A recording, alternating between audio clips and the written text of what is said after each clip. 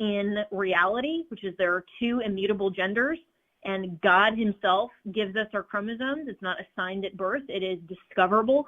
Or if they are going to buy into the LGBTQ fiction that says that somehow you can have a so-called transgender individual. I'm Chris Woodward. For American Family News, I'm Rusty Pugh. Interested in seminary but don't think it will work in this season in life? Wesley Biblical Seminary offers flexible options that allow you to take classes live, no matter where you are. At WBS, we don't just educate people, we develop trusted leaders for faithful churches. It's time for you to respond to the calling God has on your life. Take classes from an institution that you can trust for a calling that will not go away. Learn more about your opportunities at wbs.edu. That's wbs.edu. Welcome to Today's Issues, offering a Christian response to the issues of the day. Here's your host, Tim Wildman, President of the American Family Association.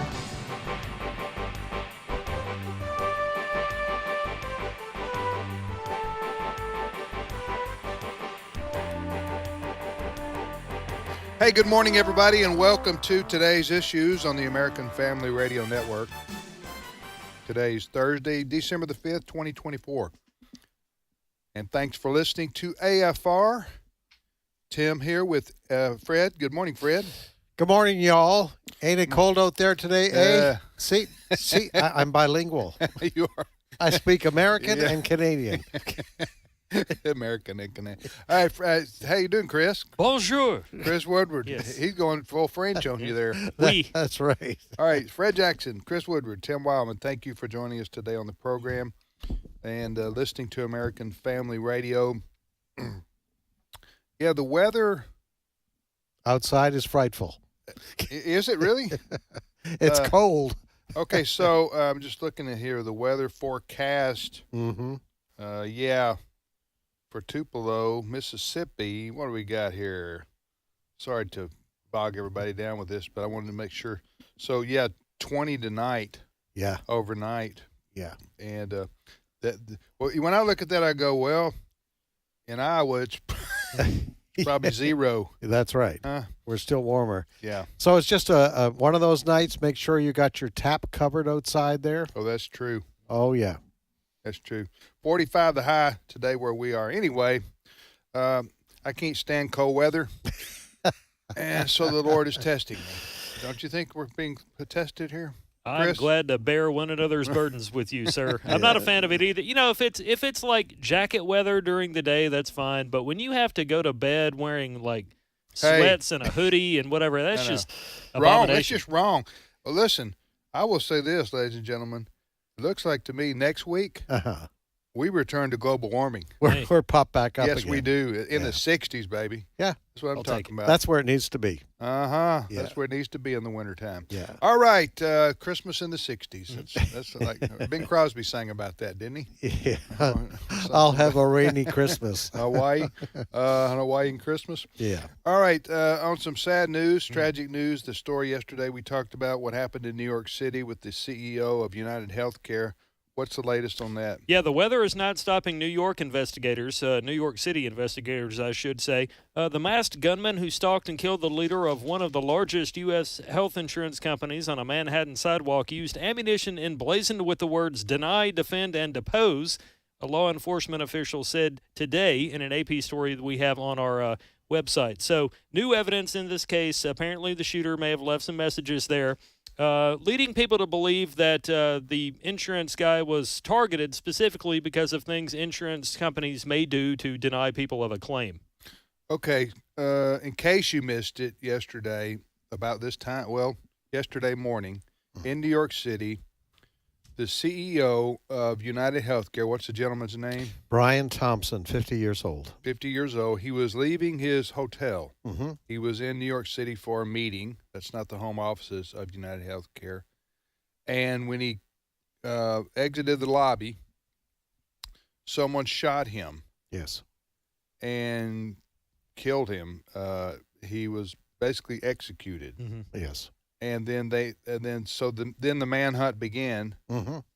Began to find who the killer was and what because they had video footage of him. There's video out there of the actual shooting. Mr. Thompson had left his hotel, was walking down the sidewalk, and the video is showing this shooter who seems to have a hooded jacket on. Right. Then beginning to open fire. In fact, we're just watching it right now on several of the networks. They're playing it. So he was targeted. Oh, no, definitely. there is no question about it. It wasn't a robbery. Wasn't a random killing. No. Here's what we know. The police have been giving us briefings. They talked to, I think it was a homeless man who was in that area overnight. He says the shooter was out there all night waiting. We also know that the shooter went into a nearby Starbucks coffee shop. I guess it's open 24 hours a day. And the police have been able to retrieve some more video from there, but also apparently the gunman left behind, I'm not sure, a coffee cup or a napkin that he put in the garbage. They are going to look at that for DNA evidence. Also, just before coming into the studio, they have now found a hotel where the gunman stayed, and so they're searching that room in that hotel.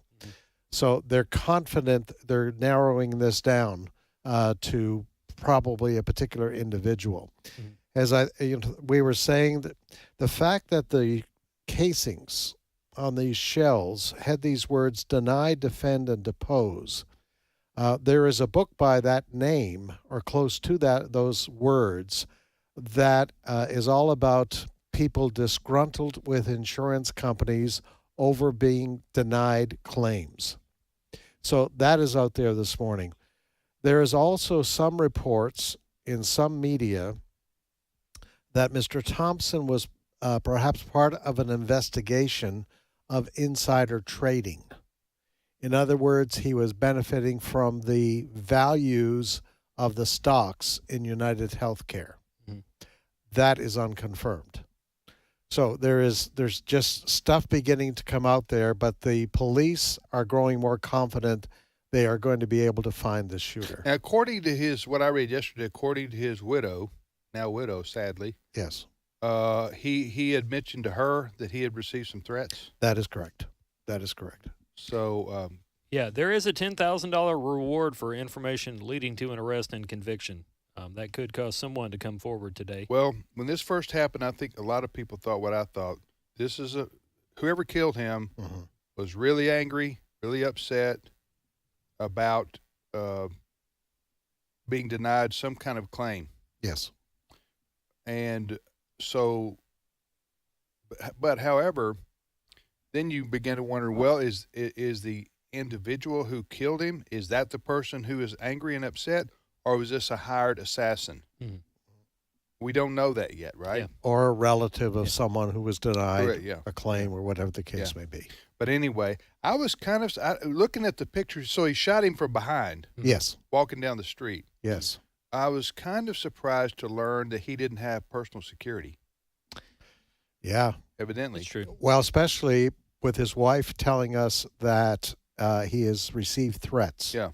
That you would think a man, CEO of this huge company, Yes, would have some security yes, around would him. have personal security. Yeah. I'm surprised the video has aired as many times as it has. Oftentimes, news outlets will do something once, maybe twice, and they're like, this is too graphic. We're going to move on. But that video of him being murdered has been on every network pretty much all day for about 24 hours. Yeah. So I assume that this is, as I said, it's a manhunt. Yes. And assuming it's a man, still called a manhunt, but this is going to be involving, I guess, the FBI, New York City Police, and others. Very much so. I would imagine if you're the head of another insurance company today, you're getting security. protection, I bet. Yeah. I say FBI. I don't know. Is the FBI brought in on something like this? Or I have is not this, seen that anywhere. Is this New York City Police? New York City Police so far. Yeah, a lot of people featured in our coverage thus far on AFN.net tend to be local PD people, including their chief of detectives, a guy by the name of Joseph Kinney. Yeah, you're right. This has to put other insurance CEOs and executives on high alert. Yeah, because, you hear stories every now and then where frustrations are growing over coverage, being denied for one reason or the other. And insurance companies are known for having fairly large bank accounts. Let me ask you this: these words that were written on the casings, is that what you said? Yes, yes. Okay, so they would they have been had to been handwritten with a pen? I would have the outside casings. I'm not sure how he did it. For those who don't understand the gun world, Yeah. for example, just trying to make. Okay, so the bullet inside the casing. Yes. Okay, so the casing is was it plastic mostly, or I don't know what it is? No, the casings would be metal. Metal. Okay. Yeah. Okay, but somebody wrote on there Yes. with a pen. That's what the police are saying. Yes. And obviously, Wow. very clearly, deny, defend, depose. Okay, so if that's true, that was whoever the shooter was, who wrote those words were doing so to say to the public, Yes. this is why I did it, because they denied a claim Mm-hmm. that was in their minds legitimate, right? Which I'm sure authorities will be cross-checking any claims that UnitedHealthcare has denied in recent days. Yeah. Yeah, my guess is they'll probably bring in the FBI Mm-hmm. and they'll catch this person probably within the next 48 hours, I would suspect. Yes. It was a 9mm that he used, according to authorities, because investigators say they recovered several 9mm shell casings from outside the hotel, along with a cell phone from the alleyway through which the shooter fled. Okay, there's a photograph of the shooter, of the suspect, on the website, on Fox News. Yes. And is this him ordering at Starbucks? Is that what that is? It looks like There are a it. couple of webcam shots. I believe that looks like a shot from inside a store. If that's him, even though half his face is covered with a mask, he's going to be identifiable Mm-hmm. because the upper half of his nose and his eyes are clear Yes. to be seen, and his stature, and he's a white fella. Mhm. They're going to catch this It guy. is inside the Starbucks, according to NYPD. Yeah, they're going to catch him in the next, as I say, the next probably 24, 48 hours. Yeah. Be my guess. Well, especially if they have found the room, the hotel room where he was staying, the Right, if shooter. he checked in under his name. He had to give a credit card. Yeah. In Yeah. order to get the room. So.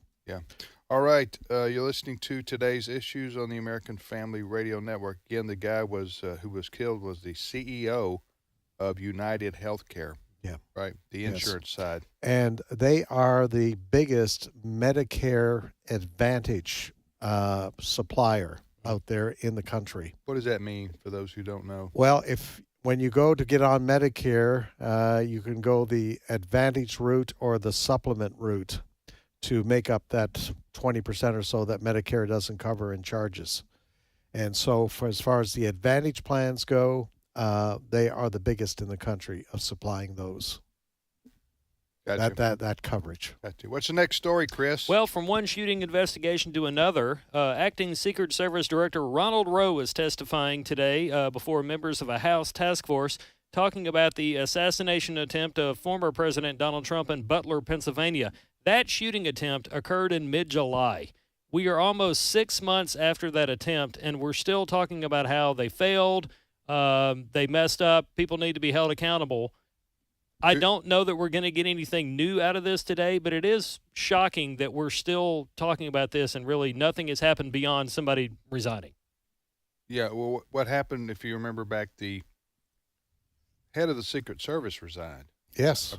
I've forgotten her Within name. days. Huh? Within days. So there was some accountability to the failure to protect former President Trump there, but there was never any accountability that I'm aware of for the people on the ground Mm-hmm.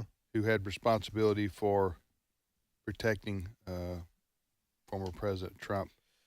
Yeah, the acting director who is up before a hearing right now, he admits that it was a colossal failure. And one of the things is that he is pointing the finger at is the team, the advanced team that goes in and surveys the site where, in this case, Donald Trump was going to be speaking on that Saturday. And they failed miserably in identifying possible places that a shooter could be.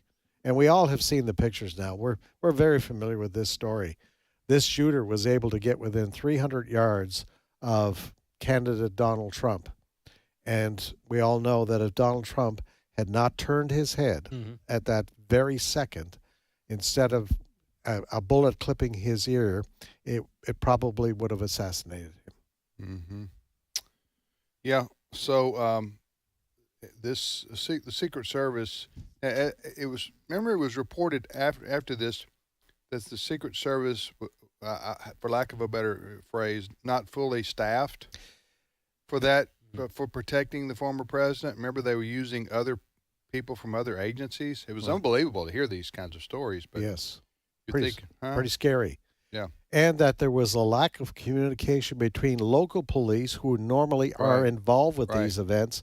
They had different radio frequencies from the FBI. I know. Everything that could go wrong went wrong. All right, so I'm just going to tell you who I think's responsible. And I don't even know the person's name, and I'm glad I don't. But whoever was in charge of the on ground, whoever the number one point person was in charge of the on ground protection of the president that day is a person that failed. Ultimately. Yeah. They just, again, I don't even know the person's name, but that's the person that failed in their job. Yep. Sorry Yep. to say that, but they may be a fine professional, many years in that, but I don't know who the person's name is, but that's the person that dropped the ball, so to speak. Next. Initially, they talked about the people in the Pittsburgh office were in charge of overseeing the protection that day. Yeah. How you don't, what's amazing to me is how you don't, okay, here, you're having the rally, it's Butler, Pennsylvania, here comes the president. I mean, so you're an hour before the rally, you know the president's going to come out and speak. You go out and you surveil, right? Well, you would have been doing this days ahead of time, but how you don't go, there's nobody protecting that building over there. Yeah. Or there's nobody on that roof. That's 300 yards away. Is that what it was, or closer? Within 300 yards. And they said there was nobody on the roof because the roof had too sharp a slant on it. Well, they're stupid then, because there was a person able to get on the roof even with that slant. Exactly. And if it was a steep slant, then you have somebody looking at that roof. That was the former Secret Service director. That she's the one that resigned, who said the roof was too sharp a slant. The pitch was too high or whatever like that. You're going like, well, I guess it wasn't. Apparently. So somebody had a ladder. A guy had a ladder, right? Oh, yeah. Yeah. And a backpack? Yeah. And by himself? And we've seen that building. That roof did not have a sharp slant to it. Yeah, that was I didn't understand that answer at all. Well, but and she resigned. She did after she said she would not for several days, and then finally she resigned. Anyway, I guess I don't know if President Trump, I guess he did not insist that whoever was on the ground be fired or resign. No, in fact, the president had high praise for the unit that surrounded him, put him down right away out of harm's way. He's had a lot of praise for the Secret Service, but the problem was in the leadership that day, no question. Yeah.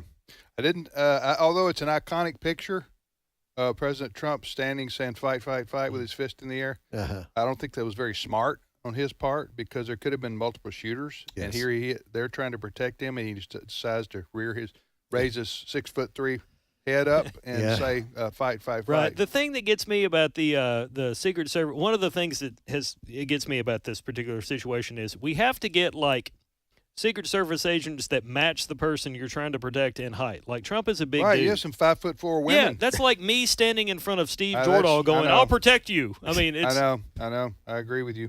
And you remember, tragically, one man lost his life. Yes. Was shot and killed. Yeah. There were others injured there. Yeah. All right, next story. Well, let's stick with Washington, D.C. for just a bit, because Elon Musk. Do we have to, Chris? We are for this one. All right, go ahead. It's going to be very efficient if we do, because Elon Musk and Vivek Ramaswamy are expected to visit Capitol Hill this morning to meet with Republican lawmakers in both chambers of Congress to discuss ways to reduce waste in the federal government, just weeks after the creation of the Trump-created Department of Government Efficiency, or DOGE. Now, I've got some audio here of Vivek Ramaswamy, because There's been concern that, Medicare, Medicaid, other entitlement programs might be cut. Ramaswamy says they're not going to cut those programs, but they are going to go after fraud in entitlement programs. Clip 5. That's a policy decision. That belongs to the voters, ultimately through the people they elect to Congress, for whether or not they're going to pass the laws that would or would not cut entitlements like Medicaid, Medicare, and Social Security. Right now, there are hundreds of billions of dollars flowing out the door of all of those programs, ending up in the hands of people who, even under the statute, should not be receiving those payments. A lot of waste, fraud, and abuse going on. Good luck with that one. Yes. Yep. Cleaning up, I say that sarcastically, but cleaning up federal government waste and fraud is, I'm not sure that ship hasn't sailed. Yeah. But maybe, I applaud people for trying. Well, they've targeted, they believe they can save $2 trillion. That's with a T. $2 trillion. Who does? Elon Musk and Ramaswamy. Yes. Senator Joni Ernst of Iowa was interviewed this morning, just about an hour ago, on this. She says she's been working for 10 years on this idea of finding places to cut money. She was asked, okay, give us an example of the kind of thing that you think that taxpayers' money can be saved. And her example was that only in the wake of COVID, and still today, only 6% of the federal workforce there in the Virginia, D.C. area, only 6% of the federal workforce show up for work every day at those buildings. 6%. And she said, you got to do one of two things. You got to make these people come into work, or you've got to sell off these buildings, because she says the taxpayers are being charged $8 billion a year in rent and property taxes on those buildings that are, according to her figures, almost 95% empty. Well, listen, the problem with that has developed over the decades with the United States federal government, the money that's spent, because we're going into further debt every year because we're not bringing the income is not matching the expenditures. Yeah, and the waste and fraud is legendary. Yep, and I'm sure Elon Musk and Vivek Ramaswamy, they're going to continue to point some of this out. The problem is with the federal government, the taxpayer dollars are everyone's money and no one's money at the same time. In other words, when it's everyone's money and you have congressmen and senators who are authorizing the spending, they don't treat it as if it's their own personal bank account, because it's not. They don't feel it. They don't feel it when you go into debt and you have what do you call it, deficit spending annually. Yeah. Now we're $35 trillion. Yes. But I'm sounding like Captain Doom here, but I'm just going to tell you, if I don't think there's any stopping that. I think that, as I said, the ship has sailed. I applaud Elon Musk and Vivek Ramaswamy for offering their voluntary services to point these things out, and maybe they'll get the attention of Congress, and something will be done. I don't know what President Trump's going to say about these things either, because he's kind of putting this plan together. Okay. One of the problems there are these so-called omnibus bills. Yeah. You remember Republicans down through the years, let's cut funding to NPR. Yeah. Or let's cut funding to Planned Parenthood. The problem is they stick the funding for NPR and Planned Parenthood in these huge bills that include Medicare and Medicaid. Yeah, that's what I'm saying. That's the problem. I'm saying trying to downsize the United States federal government at this point is, I'll give you 5% chance of success. Yep. If you aim for nothing, you're going to hit it, so you might as well try, even if it's a 5% chance. Yeah, but it's worth what they're doing is worthwhile. I agree with that, but the American people, I don't know if the American people would, if you had to cut back on certain things that the federal government does in their spending, somebody's going to feel the effects of that. Oh, yeah. And that particular constituency is going to start screaming to high heaven. And anyway, we'll be back momentarily. Stay with us.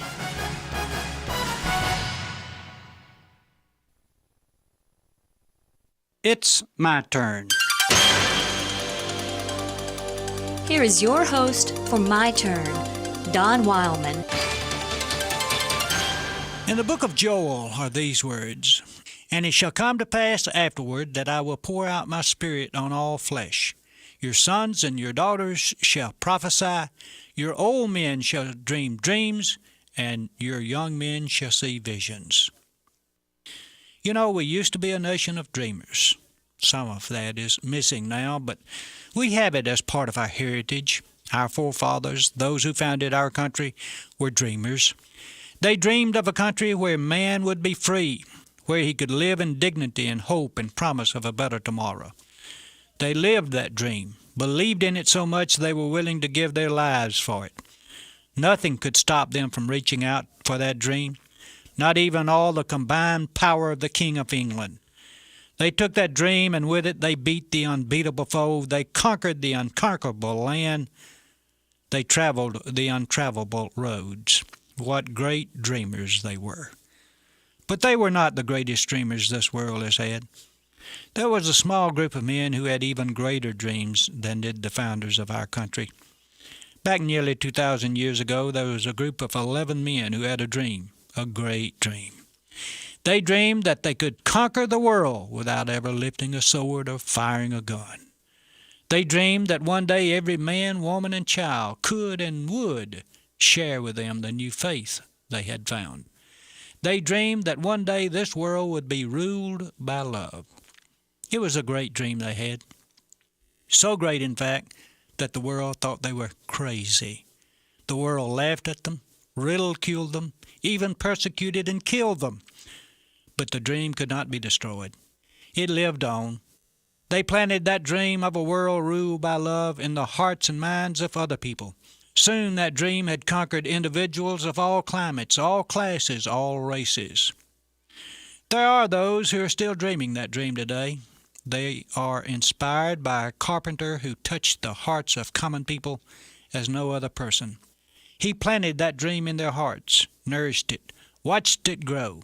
It is the dream of a world where we are brothers, where we help instead of hurt, share instead of steal, give instead of grab.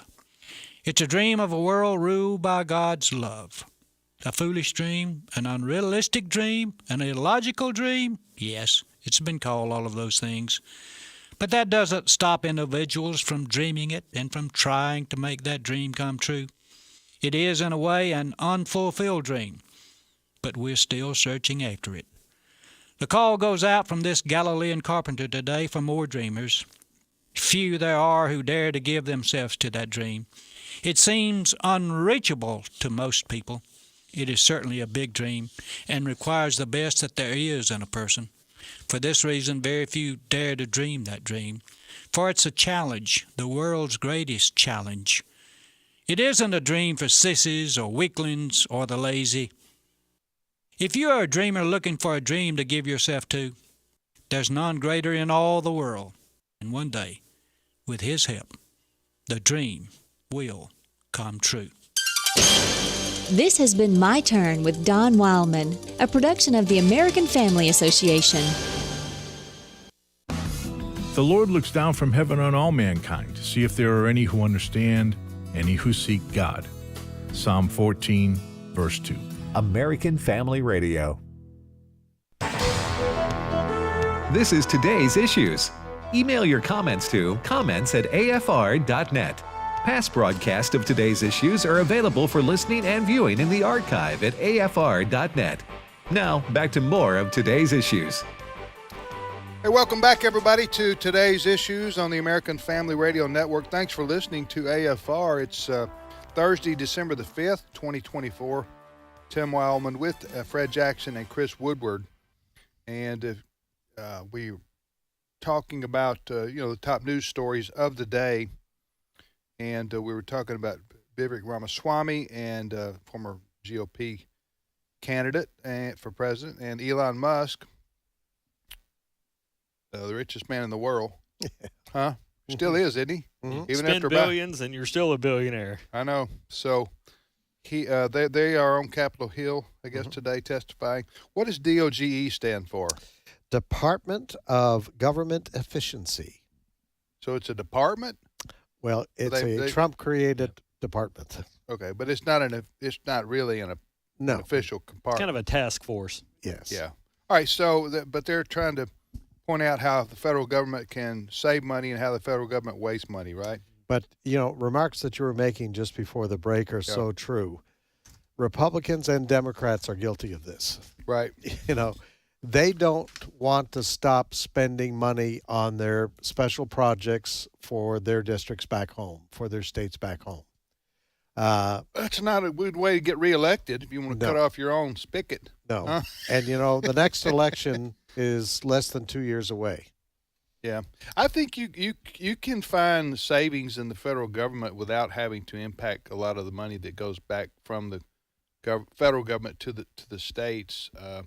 There's a lot of ways to otherwise. Yes. But well, I think one way to do it, if the education department, which is huge in Washington, if they were to say, we're giving this back to the states.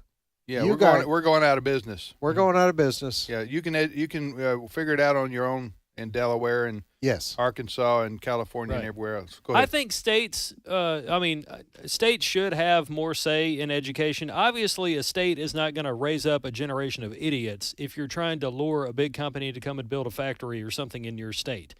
A state will make sure that kids know how to read and write. You don't need somebody in Washington telling somebody in Tupelo, Mississippi, hey, you need to teach this, this, and this. Well, another problem is a lot of the states get money from the federal government, and with that money from the federal government comes strings attached. Yeah. Yes.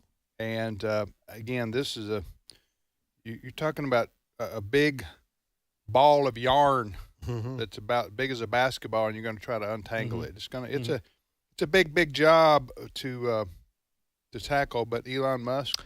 Yep. And they don't have any authority. Elon Musk and Vivek Ramaswamy, they don't have any authority. No.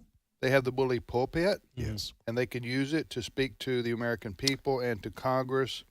I do think, we've heard the warnings over the years about if the United States federal government continues to go into deeper and deeper debt, that is $35 trillion now, that and no end in sight when we're going to get a quote balanced budget, that will at some point down the road that will have catastrophic when the U.S.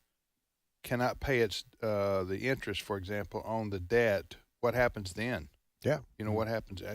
That's uncharted territory. Yes. And some people say that's going to look like the Great Depression, of the massive tax hikes to try to do that. Massive inflation. Well, that's what Venezuela, they just printed more money. And look what happened to them. Yeah, and who corrects that?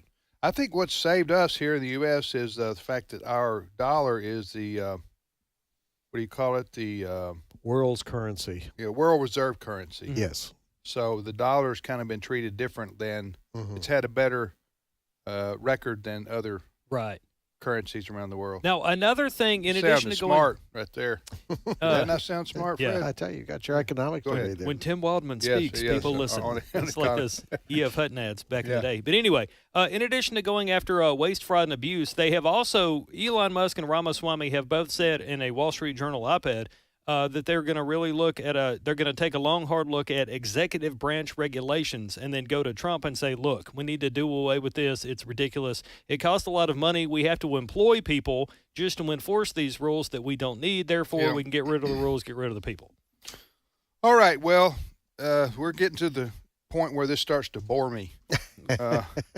This topic. We'll see what happens there. Yes. God bless Elon Musk and Vivek Ramaswamy for wish them the best. Trying to help out our country, right? Yes. I do think particularly Elon Musk, deserves a lot of credit for the election results. Yes.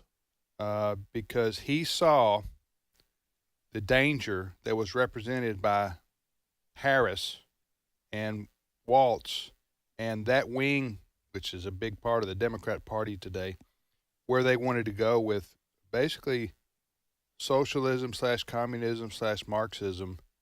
And it was very dangerous for our country. Had our country chosen her, I'm just telling you, for all her smiles and joy, campaign of joy and all that stuff, Yes. it would have been a disaster. Absolutely. Worse than Biden. Yes. Worse than Biden. Because she's more of a, Biden was a traditional liberal over most of his career. Yeah. When he went into office as president, that's when his faculties began to fade, and he didn't run the day-to-day operation in the White House. That was basically farmed out to the radicals. Yes. Who were in charge of these agencies. Who believe in big government. Yes. Oh, yeah. And basically federal takeover of government. So, but Elon Musk saw the danger, and he decided he didn't have to. He could have just said, "Hey, I'm from South Africa. I'm not getting involved in." He's an American citizen, I'm saying, but he's originally from. I'm not getting involved in this. And it cost him too some. It didn't cost him, I don't think, financially. May have, but he wouldn't have felt it. He still made his house payment. That's right. Elon Musk did. So, but he put his.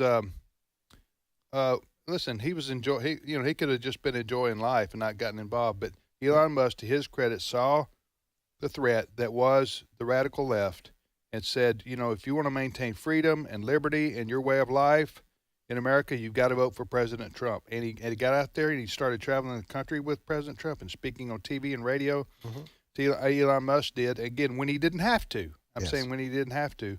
So to his credit, and I don't know where he is spiritually, but I just, when I hear him talk, I've heard him talk some about God. He has a reverence for Christianity. Probably was raised with some Christian influence, I'm guessing, in South Africa. So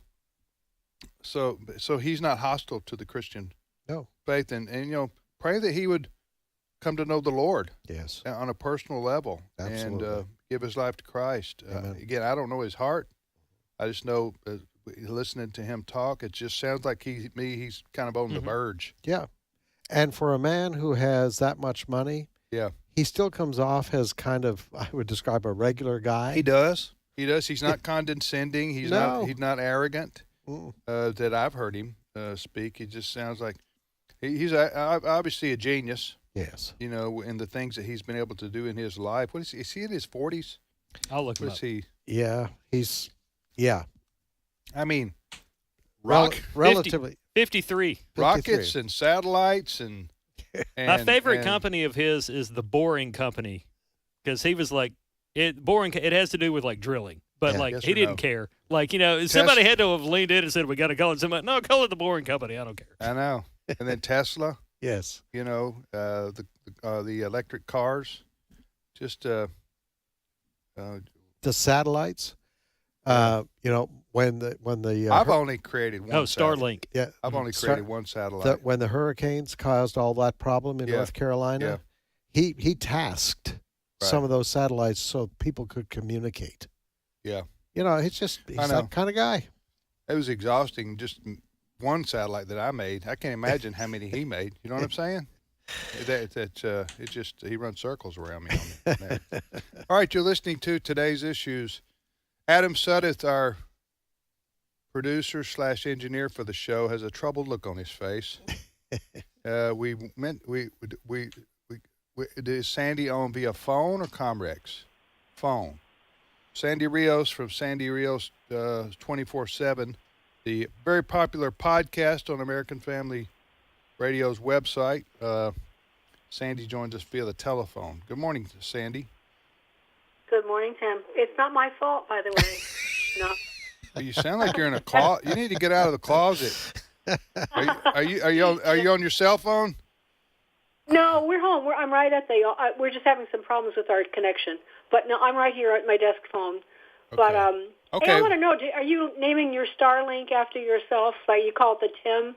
Because you know how people name stars for themselves. Well, that is people. That sounds so arrogant to name a. You know, I didn't want to. You know what I'm saying? What? Tim Link? Okay, Tim Link. Tim Link. Tim Link. You think Elon Musk is worried about that? No. I have to be honest. As a competitor?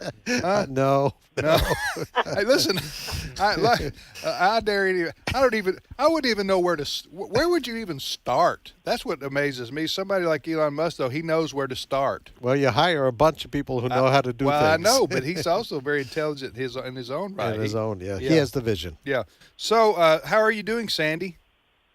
I'm doing good, Tim. Just looking forward to Christmas and feeling really blessed by what's happening. Of course, as I've said this at least on the air, that we know that it's going to be complicated and difficult. And there are going to be some times when things are not going to be all rosy. They can't be in Washington. It's all complicated. Right. So right now we have all these nominees having difficulty getting through the Senate. As I understand, there's a few senators who are bound and determined not to let Trump get his nominees through, and they can only lose a few. So it's kind of messy, but nevertheless, God has really, I think, heard our prayers to just give us some relief from the oppression that we were experiencing, the beginnings of it, under the Biden administration, and I'll be grateful for now. So that's how I am. Yeah. All right, well, let me ask you this, Sandy. You have covered the folks that are known as the J6ers, the January 6th, those who are in jail in Washington, D.C. because of participation in January 6th. So can you tell me how many folks are in the Washington jail for this reason? Well, right now, Tim, what they did was, I'm not sure how many are in the D.C. jail. Okay. They have sent them to all parts of the country, so they're spread all around. You know, they formed kind of a brotherhood in that jail. Yes. And we're working together, praying together, trying to maintain contact through the wall, even though they were in solitary confinement. So they separated them. So they're all over the country now. Okay. We've actually some near us right now. I actually keep in touch with one through a listener, and he's being treated horribly. Okay, so the person that can do something about this is Donald Trump. He can, day one of his presidency, just pardon all these people, which I think that's what he should do. That's my personal opinion. He should just pardon it and get it all behind us. Even whatever people may or may not have done, they certainly paid their price with 4 years in prison? Does that mean Sandy disagrees with that? No, I'm here. We moved to Comrex. Oh, you moved to Comrex. Can you hear me? Yeah, okay. Okay, so what I'm saying, this is my opinion, is he just needs to, I know some people would say, no, he needs to take them on an individual case-by-case basis. Okay, whatever. I just think he needs to, January 6th, put it behind us, and so maybe clemency, but not pardon for some people who may have actually committed acts of violence against police officers or something of that nature. I don't know. But in other words, within a day to a week, get it all behind us. What do you think, Sandy? I think so. I think as soon as he is sworn in, he should pardon them all. That's pardon my view. them all. You say just pardon them all. Yes, Okay. because Tim, I'm not saying I know everything. It's not possible. It's just too many people and too many situations. But from my perspective and what I'm hearing, most of those attacks on police officers, the most significant, are because the police actually turned on them and sent flashbangs, actually shot at the crowd when they were standing there peacefully. And a lot of these guys are military men, former policemen, patriots. But there were bad actions. I've seen it on video. Okay. The police were not just Capitol Police. They were D.C. police. There were all kinds of people there. And they started firing on the crowd. And one of the black police women from D.C. beat Roseanne Boylan viciously. Roseanne Boylan was like a chubby gal who wore little ears on her head, mischeerful. And she's on the ground, and this girl is beating her. And so there were several guys around her who then they attacked the police, trying to get them off Roseanne. It happened to another lady in the in that surge tunnel that you may have seen pictures of. Yeah. So it's not as clean. It's just not clean. And look, some of these guys, Tim, I just got a picture of a guy who's still in solitary confinement. He has been for, it'll be 4 years in January. Has he not had a trial? No, these guys are held in pretrial detention. And the reason, most of them, at least I know many of them, and I think most of them, the reason they're held that way is because they will not recant. They're requiring them to say that Joe Biden was the rightfully elected president, that there was no voter malfeasance in 2020, and some of them are refusing to do that. So they've been treated so badly: lack of medical care, horrible food, filth, solitary confinement. It is no access to chaplains. Their mail taken from them. I mean, it's horrible, Tim. Yeah. Horrible. Well, So Donald, they should be pardoned. Day one, you're saying? Yes. Day one. Okay. Yeah. All right. Go ahead. Yeah, Fred. I was wondering, Sandy, Fred here. Do you think Donald Trump should hold his own investigation? Because there have been reports through the years that amongst the crowd that day were some spies, maybe from the FBI. What are you talking Yes. about? Where are you talking about? They were part of the crowd that went up to Capitol Hill. Well, I would go further, Fred, and rather than call them spies, I would say they were instigators. They were the ones that, and I actually think we would find out, look, there's a lot of evidence for this stuff, that the FBI actually had a part in planning this event and sabotaging, because I'll give you just one obvious piece of evidence. As soon as the trouble on Capitol Hill started on January the 6th around 1 o'clock, whatever it was in the afternoon, immediately the press all started using the same word. If you just trace it, they all say insurrection, insurrection, insurrection. No one just thought of that as an insurrection. There was even no weapon carried into the Capitol. The only gun that was fired was from the Capitol police officer who killed Ashley Babbitt. And that was an unjust shooting. That's another issue. But I'm telling you, it was a coordinated effort to what I think they were trying to do was they discredited Donald Trump.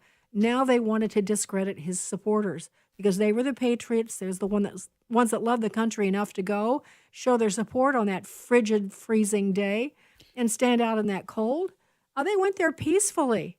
There may have been a few people that wanted to do something bad, but I honestly, having been to a lot of Trump rallies, I haven't seen that. Yeah, I agree with you to a point. I don't want to argue about this and really listen, Sandy. Yeah. The part I disagree with you, that first rally, I'm all for you. I agree. That was a peaceful rally. President Trump's there. The second rally that was right up against the Capitol building, that's where your trouble started, and Trump told him to go down there. And then he said, I'm coming with you. And then he didn't show. And then all these people got pent up emotions. And here they start going up to the Capitol. They're responsible for their own actions.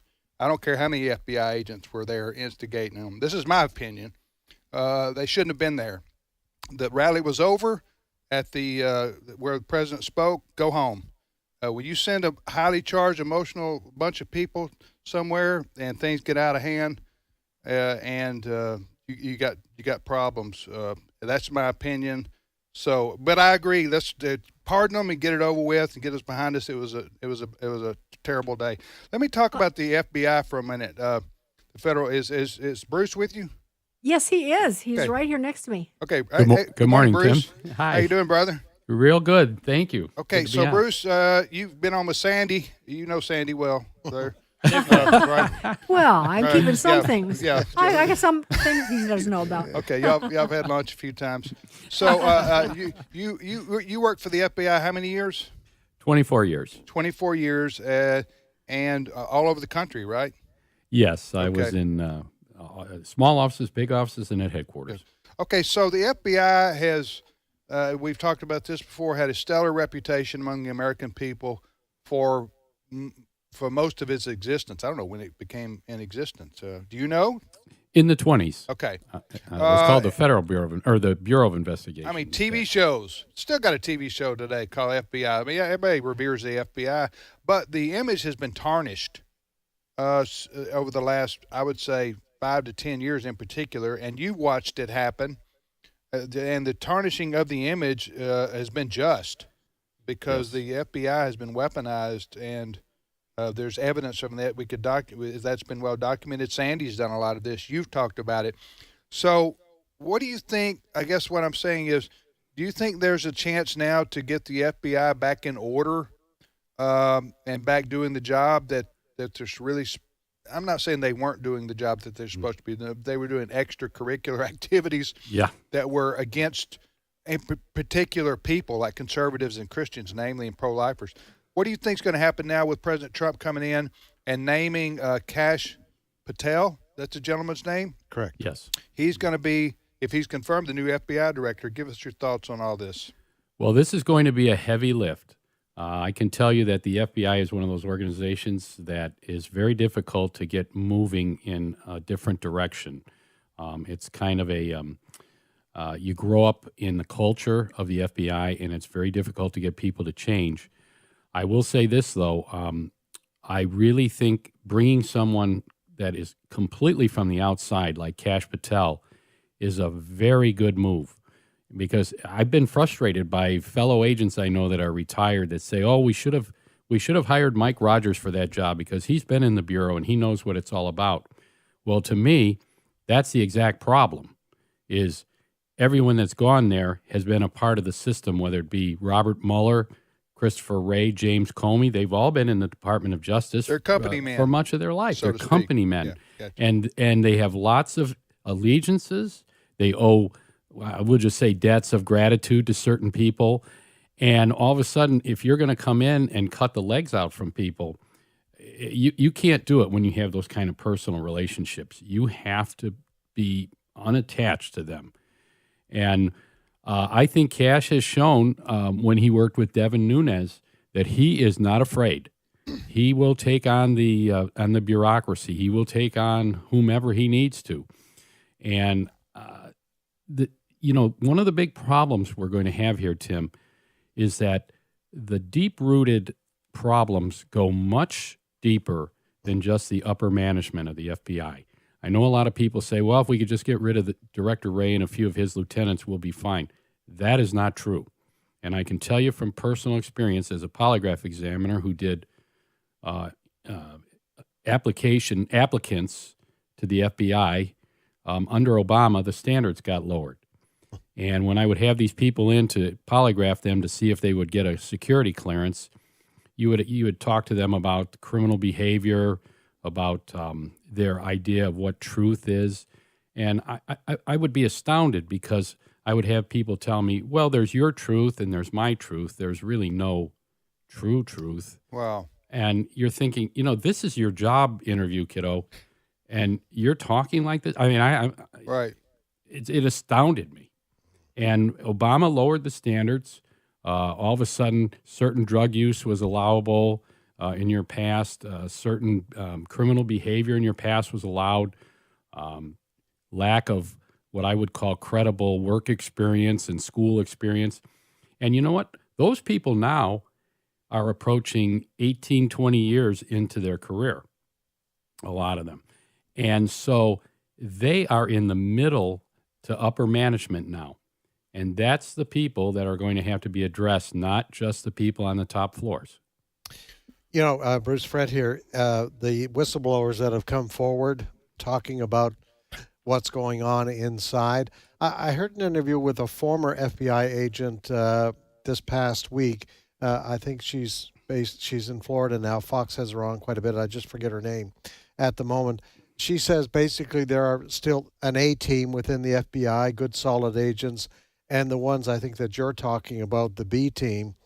And, Kash Patel has got a big job in trying to iron out who's on what team. Absolutely. And because we do appraisals of people's performance, and we have grade inflation is what I would call it within the FBI, where we rate people highly even if they don't deserve it, it's going to be tough to turn around and try to fire someone when they hand up their performance appraisals and say, look, I've been rated great for 5 years in a row. Yeah. Hey, Sandy and Bruce, can you hold on through the break because there's other stuff I want to talk about. Do we have time for lunch? Yeah. Okay. Bruce, I think. Hey, just get some. I think we can. cheese and, just get some cheese and crackers out of the fridge. Okay. Order out. Yeah. Okay. Okay, we'll be back We'll in be 5 here. minutes with more.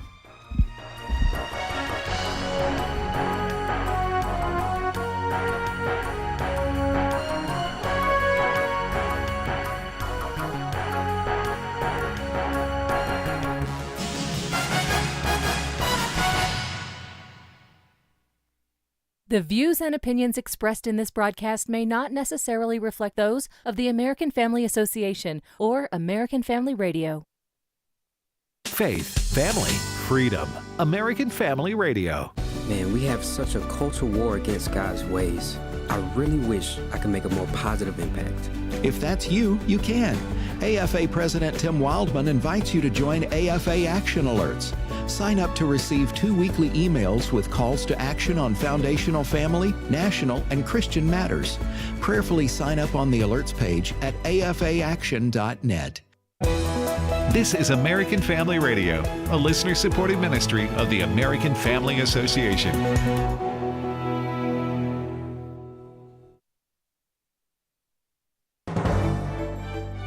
American Family News, I'm Rusty Pugh. Winter weather hits the Midwest with a vengeance, and it could only be the beginning. Robert Ray reports from Erie, Pennsylvania. Transportation, commerce, all shut down. Schools shut down. Power outages are mounting as this system comes in.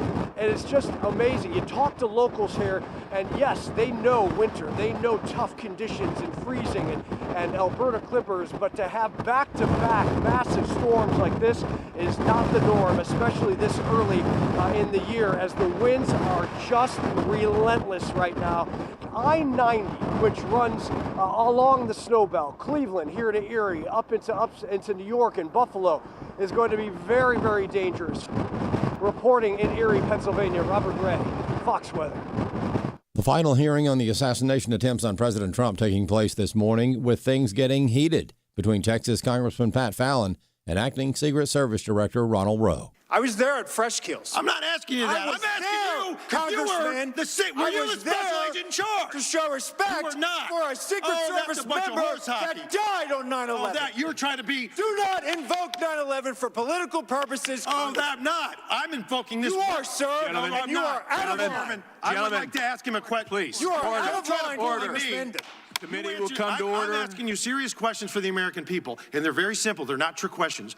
Were you the special agent in charge that day? No, I wasn't. I was there representing the United States Secret Service, sir. Mr. Fallon, your time's expired. Did not affect protective operations. You know why you were there? Because you wanted to be visible, because you are auditioning for this job. I was there to pay respect for President Biden has pardoned his son, Hunter Biden, of all crimes he, quote, has committed or may have committed in the last 10 years. Alabama Senator Katie Britt says this is par for the course for Biden. This is just yet another broken promise by Joe Biden. He promised the American people he was going to govern as a moderate. We saw him govern and let the far left write his agenda. He promised the American people he was going to, quote, make sure we were in a position of strength. We have never been weaker and more vulnerable than we are under his leadership. Wisconsin Senator Ron Johnson reacting to the controversy surrounding Defense Secretary nominee Pete Hegseth, who President-elect Trump is reportedly thinking of replacing with Florida Governor Ron DeSantis if he drops out. When asked who he would prefer for the job, Senator Johnson says Hegseth is still in this fight. He certainly conveyed to me the priorities of what he would do as defense secretary, and I agree with him. Focus on returning lethality to our military forces, its primary goal, to defend this nation, root out the wokeness, the DEI, the things that have really threatened our readiness. Activists with a satanic temple are implementing, quote, satanic studies in a Marysville, Ohio elementary school as an alternative to the growth of Bible studies in schools' religious relief programs. Bob Kellogg has more. Linda Harvey of Mission America, headquartered in Columbus, says this is not the first effort on the part of Satanists. She says several years ago this surfaced in Wilmington and Lebanon, Ohio, and now they've moved to Marysville. And it's very divisive. It's basically to counteract what they consider to be too much Christianity, and it's one more of Satan's many tactics to try to prevent children especially from ever hearing about the Lord. Harvey says this is an apparent attempt to divert the efforts of the LifeWise Christian program in schools. She says those organizers are taking a restrained approach to these agitators. They're just going to remain calm and just let it go because it's likely to have very, very low participation. The Satanic Temple says they're not to be confused with the Church of Satan by making the dubious assertion that they do not worship Satan. I'm Bob Kellogg. The number of Americans applying for unemployment benefits rose last week. Jobless claim applications rose by 9,000 to 224,000 for the week of November 30th. That according to the Labor Department. More news online at afn.net. And download the AFN mobile app for your Apple or Android device. I'm Rusty Pugh.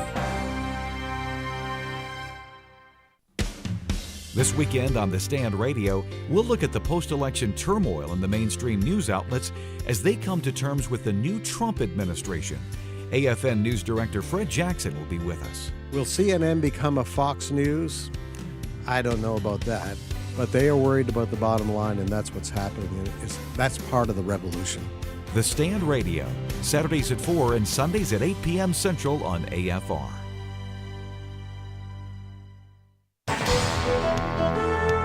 Today's Issues continues on AFR with your host, Tim Wildman, president of the American Family Association. Hey, welcome back, everybody, to Today's Issues on the American Family Radio Network. Tim, Fred, and now Steve Paisley Jordahl joins us. Good morning, Steve. Good morning, everybody. So, by the way, we don't mention this enough. If you want to watch this show, you can go to YouTube or Facebook. Just type in Today's Issues. Is that right, Adam? I don't do it, so I don't know. Today's Issues. You can watch the show on We're having some issues with the cameras today. Are we really? Yeah. Okay. See, so I don't even know. Anyway, normally we live video stream the show. That's what I'm saying, and the podcast is there as well. We put the podcast up not too long after we get through doing the live program.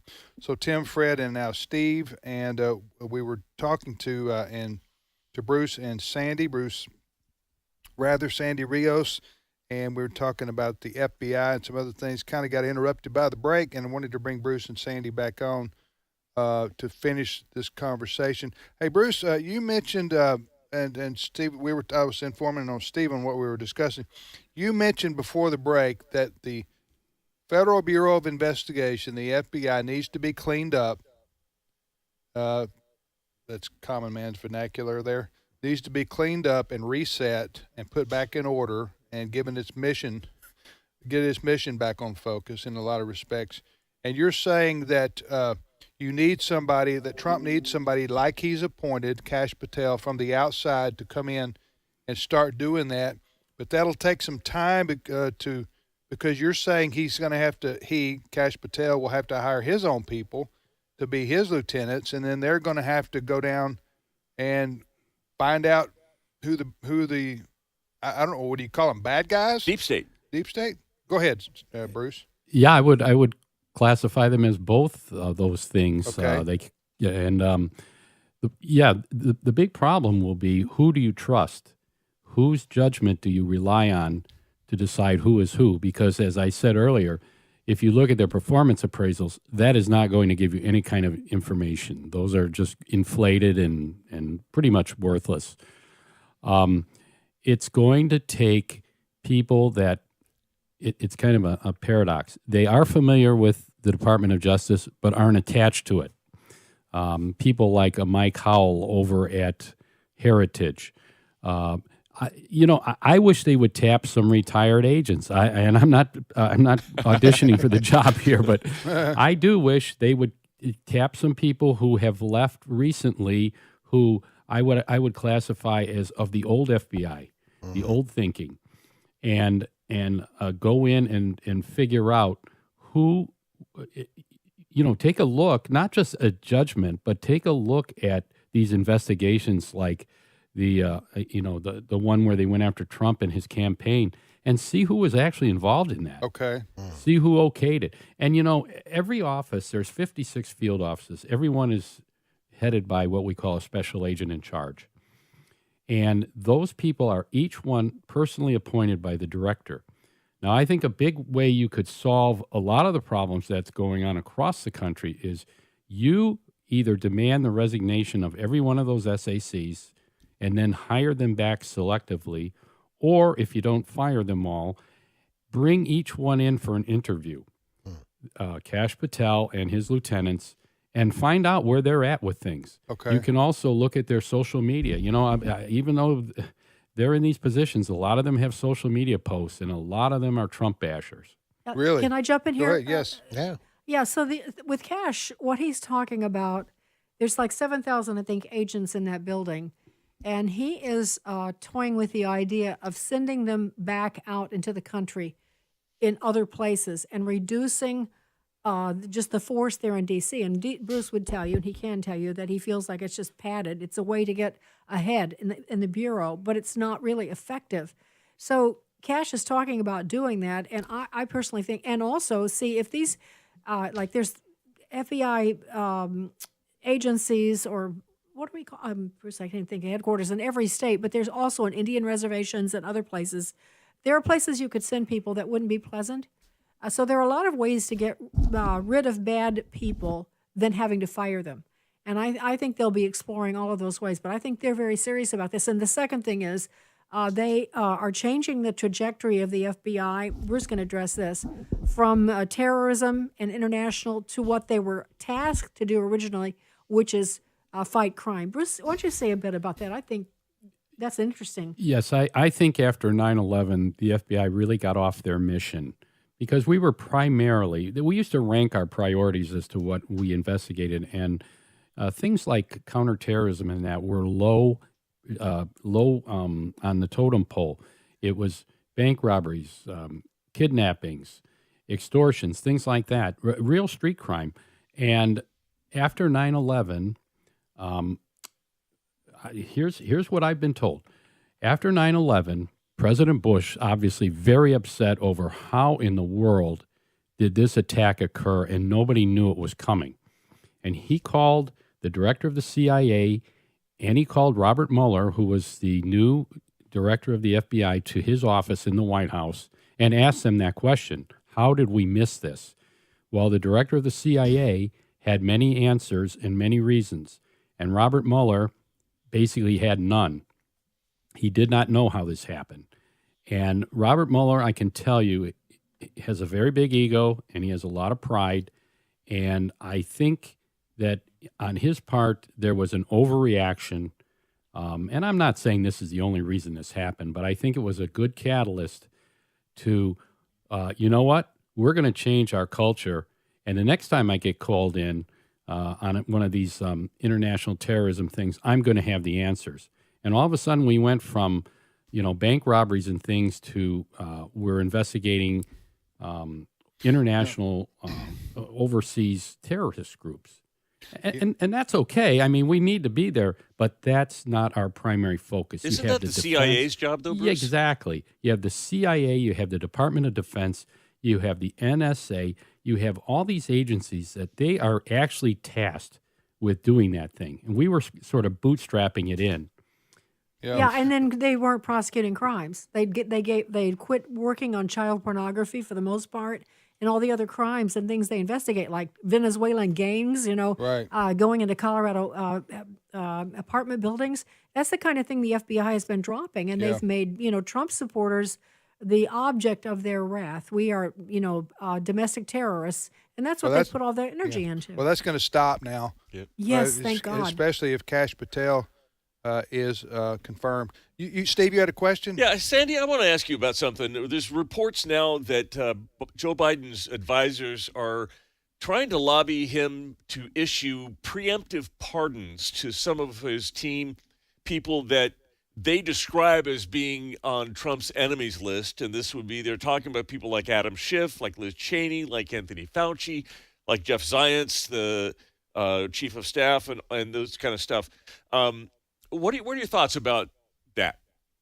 Well, I think that makes perfect sense, given the way they've been conducting themselves. They think of everything, so why wouldn't they think of this? I mean, I think he's actually probably going to pardon his family members.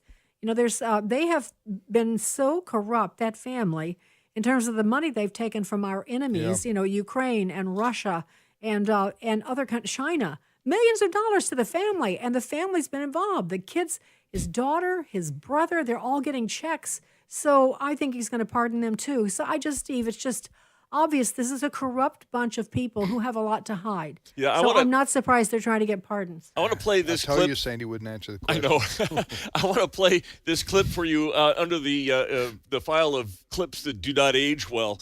This was Joy Reid and Adam Schiff talking about preemptive pardons when Trump was president. Cut 11. The presidential pardon was originally meant to grant the president the power to temper justice with mercy. It was not enshrined in our Constitution so that a dishonorable man could reward his criminal allies, friends, and family for their corrupt practices. Trump is considering preemptive pardons for his adult children. Late last night, we learned that Trump has discussed preemptive pardons for his 3 eldest progeny. The news was first reported by the New York Times. And joining me now is Congressman Adam Schiff of California, chairman of the House Intelligence Committee. Have you ever heard of somebody getting a preemptive pardon who was innocent of all crime? But no, it's the president's own family. It's people that have been covering up for the president in addition to his own family. And so there is a self-interest at play as well. It's been essentially a den of thieves environment. And so I think the president views this as his way of trying to protect those that have protected him. The internet is forever. I know. Yeah, real. But he never did that, did he? No. What they're talking? He did, Tim. I'm sure it was in an article somewhere.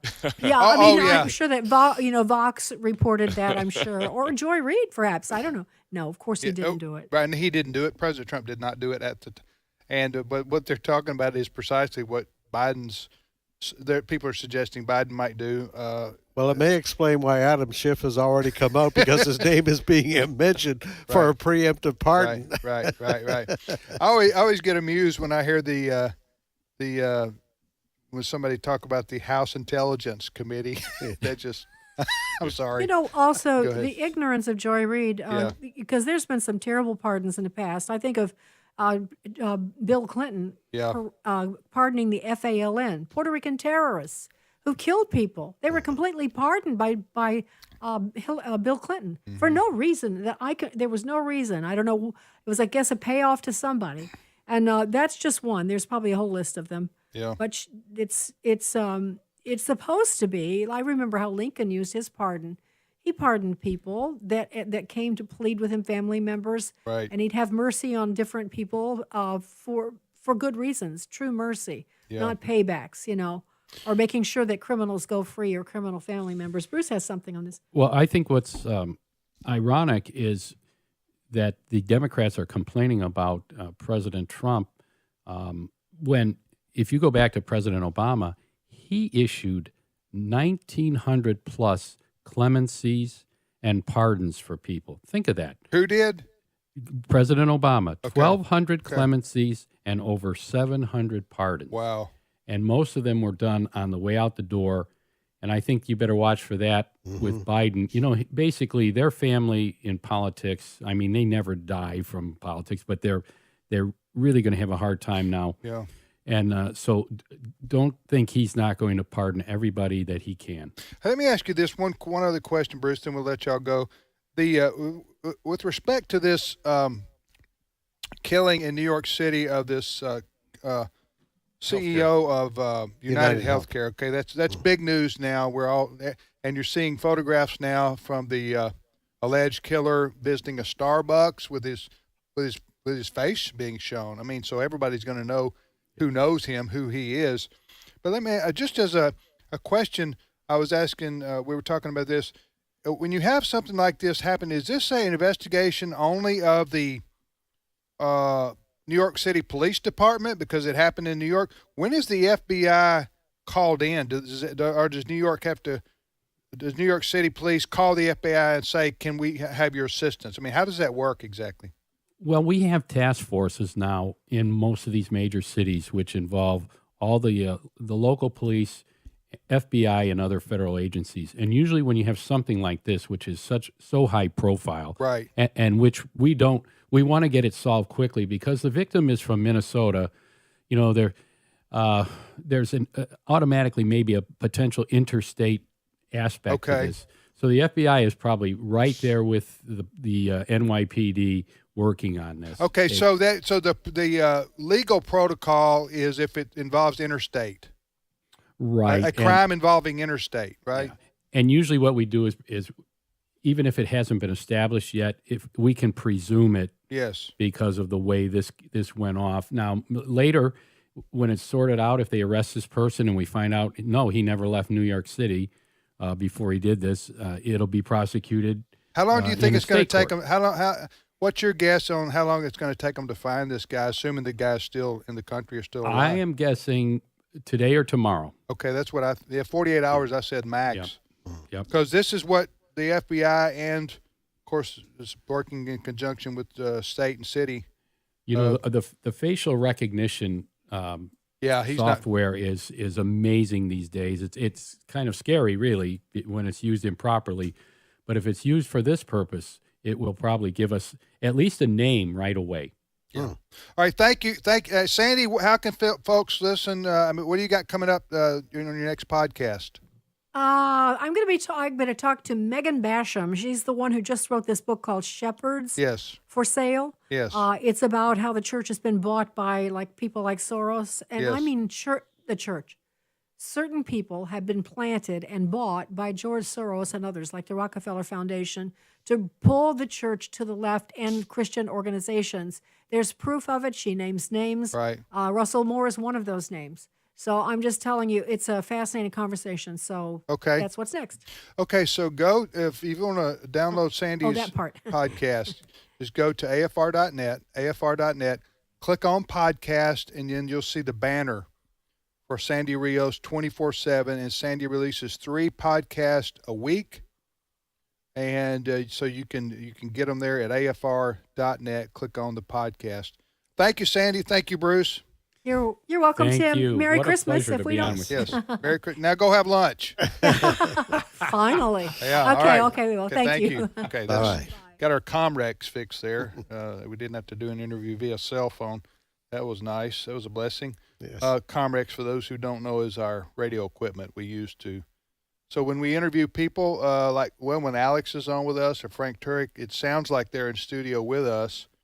That's the beauty of the technology we call Comrex. All right, you're listening to today's issues on the American Family Radio Network. Steve, go ahead. Donald Trump has done more, accomplished more in 1 month as a president-elect than Joe Biden has done in 4 years in office. Example number 1, and we could do several. Mexican authorities have announced that they have what they have done, the largest fentanyl bust in the country's history.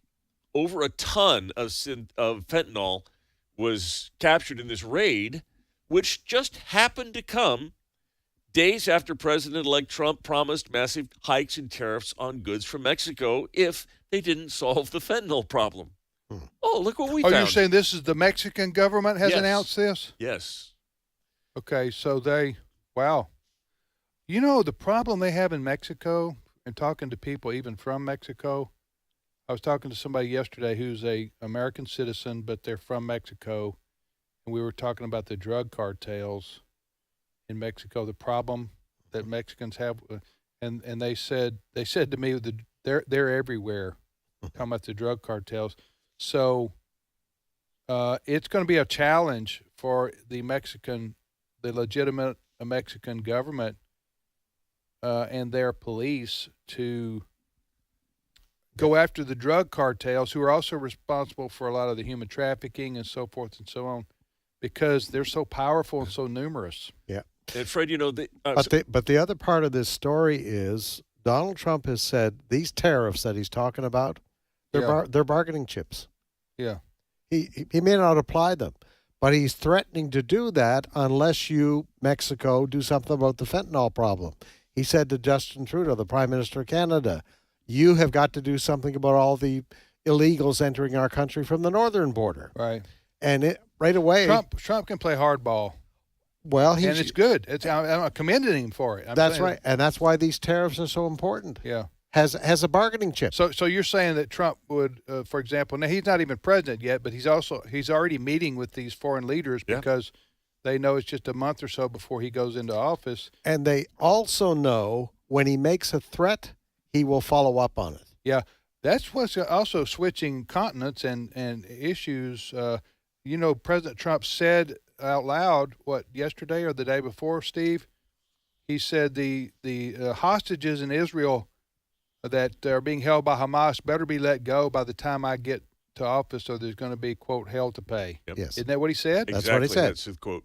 Yep. That reminds me of Reagan. You remember when the Iranian Ayatollah Khomeini took the hostages, American hostages, under Jimmy Carter, and then Reagan got elected, and they let the hostages go day one of Reagan's presidency because they knew that Reagan was going to hit them some way militarily, probably, that was going to be severe if they didn't let the hostages go. And I think so. Anyway, that's what Trump has already announced, that they better let the hostages go, they being Hamas, before he's in office. Yep. Go ahead, Steve. All right, I wanted to pay off on this. Is it? Can we talk college football for a second? Whatever you want to talk about, man. I like to go for it. The playoff brackets came out. I know, Fred, you're going to want to weigh in on this. I'll listen to the conversation. Anyway, we've got the teams that have made the playoffs. Arizona State, Penn State. Well, the four buys, the four top seeds: Boise State, Oregon, SMU, and Texas, because they won conference championships. And no, Steve. Excuse me for interrupting. Don't mean to correct you in front of the whole world here. Correct me in front of the whole world. Yeah, but okay. Though there are some conference championship games that have to be played this weekend, which will determine whether those teams you mentioned actually make it into the playoffs or not. This is the first take. But I will say this: those teams you just mentioned should be in the playoffs because the committee who decides these has said we're not going to punish teams for losing their conference championship game. Anyway, go ahead. Well, in addition to those four, Arizona State, Penn State, Tennessee, Ohio State, Alabama, Notre Dame, Indiana, and Georgia are in. Who's out? Ole Miss. Yeah. First one out. And Lane Kiffin is not pleased. Okay. He's being he's saying he's the Ole Miss coach. He's the Ole Miss coach, and he is saying that the SEC should be held to a higher standard and therefore a bigger reward, because the SEC is a whole different league than everybody else in college football. He says you have the NFL up here, and then a little lower than that is the SEC, and then a little lower than that are some Big Ten teams that are pretty good, and then there's everybody else. Yeah, he doesn't endear himself to the other college football fans who are not part of the SEC, because it sounds arrogant to say that. But a lot of truth to it, quite frankly, if you look at the league, the SEC in football. I will say this, though. The playoff, this is the first year for the college football playoffs that has expanded to 12 teams. We've had 4 now for 10 years? Longer than yet. We've had 4 teams that make it. And those were selected basically by a committee, and now you have 12 teams. So it's going to be interesting to see how it goes and whether it helps or hurts college football or not. But it's turning into a long season, right? Like the NFL. It is. There is a. These are student athletes, though. Well, they're getting paid a lot these days. Yeah, they're student athletes, businessmen. There are rules that they have to how a team makes it. It's not like remember when they used to name the championship, the guys, the writers and the coaches got together and said, we think this is, and everybody disagreed. Well, the rankings are still 1 through 25 are still AP determined rankings, like that, AP or coaches. Yeah. But once they get those rankings, then there's a rubric and rules of who makes the playoffs. It's not arbitrary like it used to be. No, that's right. There's a process. Who are you picking? To win the whole thing? Yeah. Well, you're putting me on the spot here. I didn't even have a chance. You corrected me in front of the whole country, so I had. Okay, if I had to pick today, and I know this pick's going to be crazy because they didn't win last week, I would pick Ohio State. But Ohio State's not even going to be in the Big Ten championship. But I just think Ohio State has the best players. That's my opinion. But not by much. Oregon beat Ohio State earlier in the season. They're ranked number 1 undefeated. Yeah. Georgia's back again. Texas is there. I mean, it's a lot of great teams this year. But if you just put me on the spot, I'd just pick Ohio State. That's good enough for me. Yeah. But which just gave them the kiss of death. When I pick a team, then they usually lose. All right, so there you go. Thank you, Fred. You're welcome. By the way, Steve is wearing the Paisley shirt today. Yes, I am. Yes, he's back. Keep up with his reputation. My thanks to Steve, Sandy, Bruce, Chris Woodward, our Adam Suddeth, our producer. Thank you for listening, everybody. See you with Trivia Friday tomorrow.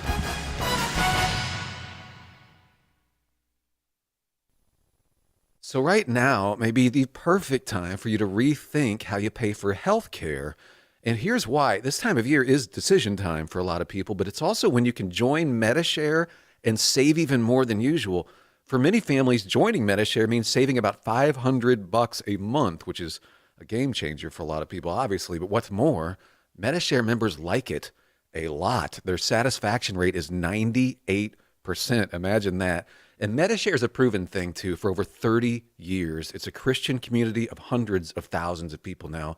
And here's the thing. If you join before December 15th and you mention the promo code SHARE, they'll waive your application fee, so you save even more right off the bat. I'll give you the number here in a second, but just call and you'll get a price within 2 minutes.